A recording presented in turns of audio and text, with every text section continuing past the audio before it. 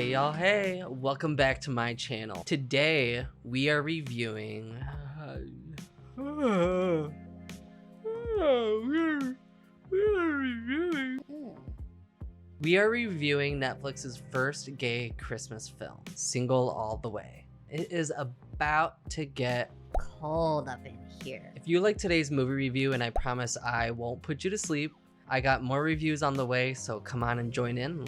Let's get started. Congrats, Netflix. You are the streaming service of the month. I'm tired. So Netflix has its first holiday movie, a Christmas one. And this romantic comedy stars Michael Urie as Peter, a Los Angeles white gay. Peter is a social media strategist and a budding plant influencer, and he lives with his best friend Nick and Nick's dog Emmett. Nick, on the other hand, works for TaskRabbit, but he has also written a children's book with his dog, and that somehow became a bestseller, so he's living off of that money. So Peter is dating a cardiologist for only 3.5 months, but when Nick, on one of his tasks, discovers that Peter's boyfriend actually has a wife and a couple kids, Nick tells Peter, and then they break up. Peter asks Nick to tag along for the holidays. Nick reluctantly agrees, and the two head off to New Hampshire. The remaining bits of the movie are spent with Peter's family. So Peter's mom,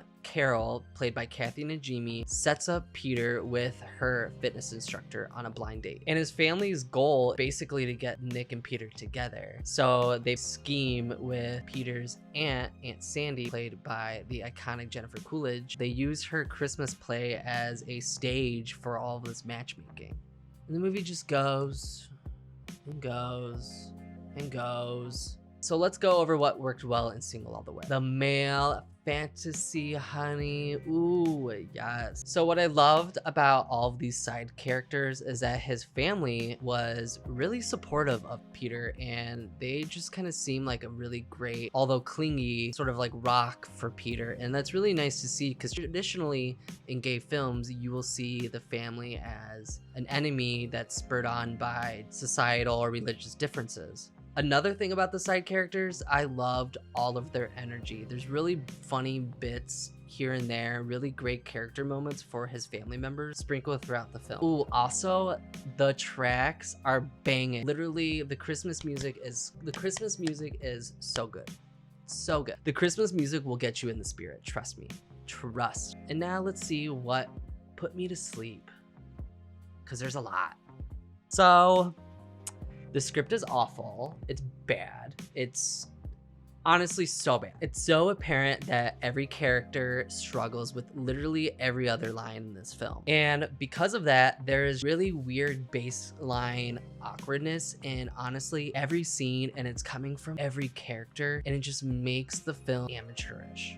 Well, I'm his best friend. These stars came with the trees. I love them. Look, I know it's a Christmas movie. It's not like gonna be an Oscar winner, but there needs to be at least some things that make sense. There are so many forced random like encounters between characters in this film. It makes no sense. I don't understand how Nick was able to suss out Peter's boyfriend and just happened to be doing the task at the same house.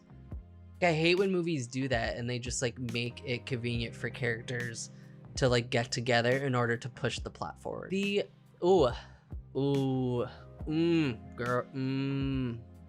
biggest flaw of this film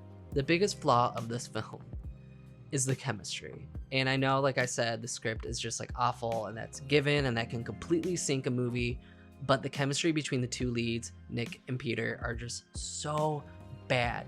It is like just looking at two cardboard cutouts moving across like the landscape. Like, the chemistry between Peter and Nick is so bad, you can't even tell they're friends, let alone supposed to be best friends for a decade, let alone supposed to be secretly in love with one another. All right, so in conclusion, Single All the Way sets out to be this big and wonderful gay romantic comedy Christmas film, and I say it fails at pretty much all of that. The mains have zero chemistry, literally every other character is more interesting. The writers don't know how to write real people, so the script is awful. The editing is a little sloppy. And as a gay, you really squandered both Jennifer Coolidge and Kathy Najimy in this film, and that's not good. All right, so my recommendation for this film is to just skip it hard. Skip it hard. This won't satisfy you.